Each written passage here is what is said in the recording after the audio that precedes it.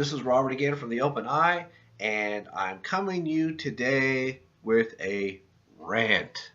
So be prepared for a good, solid, magical rant, because here it comes.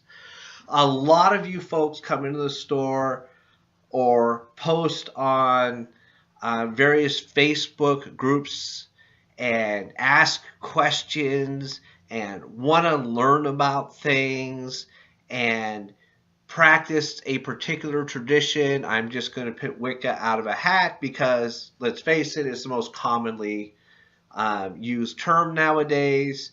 And there's always a need for supplies. There's always a need for a question to be answered.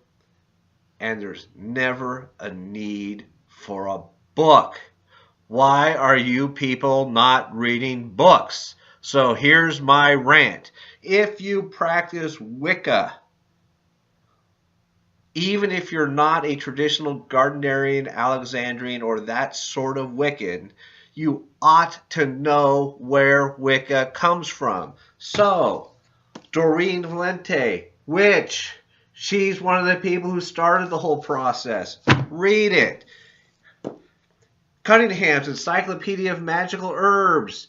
He broke off from those traditions or is a part of those traditions, depending upon how you look at it. This book has fantastic information about how to use herbs. Read it.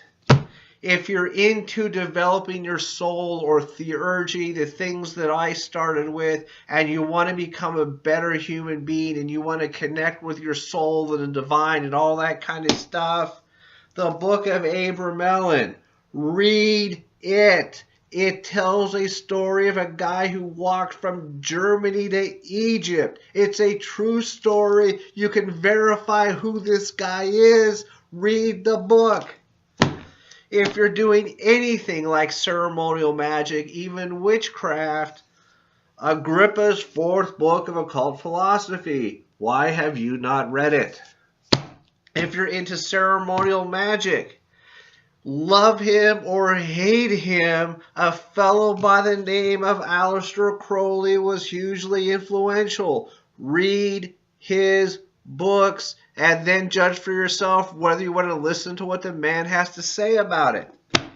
A lot of people in my generation or the generation right after mine was rebellious about all the rigid ceremonial magicians in the world, and the people said there's only way to do one thing, so something called chaos magic developed. If you call yourself a coyote, have you read Peter Carroll? Have you read Phil Hine? Why are you not reading these books? Now, there could be a case for somebody to say, look, those are the old folks. They've been around. Everybody I've talked to have read those books. I kind of get it. Okay, well, here's this really cool book called Imaginal Reality, Journey to the Voids.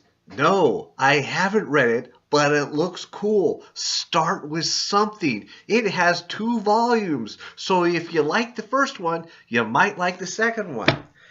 If you keep asking, how do you go to the other worlds? Rather than reading the same 101 books that don't take you anywhere, how about reading Mark Stavish Between the Gates?